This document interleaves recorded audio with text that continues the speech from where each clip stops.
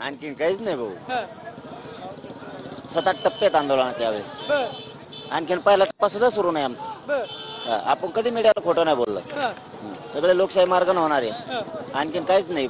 पोराला नुसतं मुंबईत त्रास अनुभव द्या, बर तुम्हाला सगळ्या महाराष्ट्रातले मराठी मुंबईत आलेले दिसतील. त्याच्यापेक्षा जास्त त्रास दिला नाही, बसून दिलं. बारीक लेकरा सहित तुम्हाला मुंबई दिसते, बर त्यापेक्षा जास्त त्रास झाला. हं, चाक फिरलेला दिसणार नाही महाराष्ट्रात. त्याच्या पुढे जर त्रासच झाला तर राजकीय पक्षातली 75 वर्षात जे घडलं नाही ते यावेळेस घडणार आहे. राजकीय पक्षातले सत्ताधाऱ्यापासून सगळे मराठ्यांचे नेते एका बाजूला लढायला सुरू करणार आहेत. अस्मिता, स्वाभिमान जागा. म्हणजे तो शेवटचा डाव तुम्ही राखून ठेवलाय. ते तुम्ही असं म्हटले की नाही सरकार उलटवून टाकेन, त्यावरती तुमच्यावर टीका झाली की तुमच्याकडे किती आमदार आहेत, खासदार आहेत, म्हणजे सरकार कसं उलटवून टाकेल?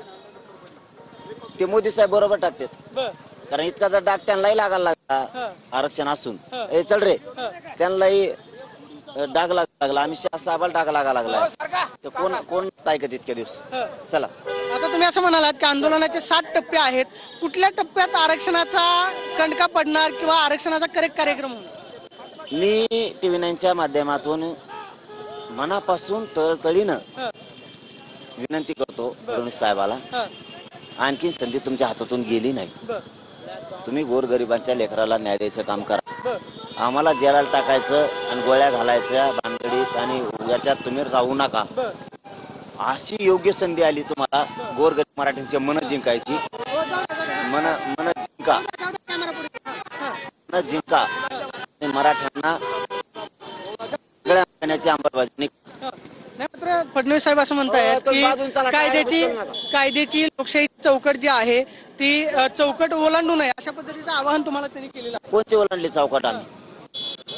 आम्ही तर कायदे चौकटीत काम करायलो ना. हं, जर 10-5 पोरं वाढलेच तुम्ही दादागिरी नाही करायची. मी सांगतो त्यांना, हं, आपल्याला कायदेशीर लोकशाही मार्गाने करायचं, बर व्यवस्थित करायचं. हं, आपल्या समाजाचा आपल्यावर विश्वास आहे, जिंकून आता माघारी जायचंय. बर जर कायदा म्हणतोय, हं, न्यायदेवता म्हणते 5,000 बसायचं, तर बाकीच्याने जवळ ग्राउंड येते त्याच्यावर बसायचं.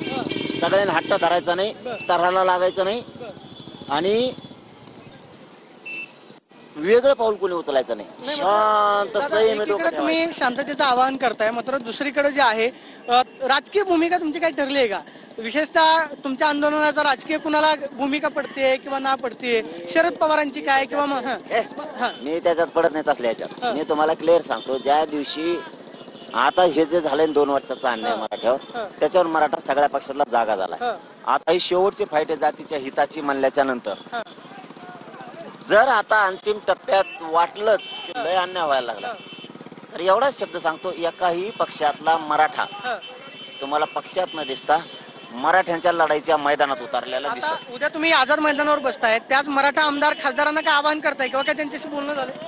काहीच गरज नाही म्हणलं मी तुम्हाला. हं, शेवट टप्पा ज्या दिवशी वाटल हं, की लयच अन्याय व्हायला लागलाय, आता हं, पक्ष ठुकरलेला दिसन तुम्हाला. बर आणि जातीच्या स्वाभिमानासाठी, अस्तित्वासाठी एका बाजूने सगळ्या पक्षातले सत्ताधाऱ्यासहित हं, की पहिल्यांदा घडणारे 75 वर्षात बर एका ताकदीने एका जीवाने एका बाजूने होणारे सगळे. लिहून ठेवा आपला शब्द. एकीकडे आंदोलनाच्या अटी शर्ती घातल्या जातात किंवा परवानगीला वेळ लागतो, 5,000ची मर्यादा केली जाते, जाणून बुजून केलं जाते काय? जाणून बुजून 1 दिवसाची परवानगी देणार. मग कालपासून लाटकं मुसळली बर नारायणगावच्या नगरीत. हं, इतके लोक असावं का? बर लोकात इतकी खतखत गेली. हं, अरे परवानगी द्यायची तुमच्या हातात आहे, हं, तरी बी आम्हाला अंमलबजावणी होईपर्यंत परवानगी द्यायची. तर 1 दिवस देता अपमान करता आमच्या लेकरा बाळांचा, हं, आमच्या काळजात बाण हाणता. हं.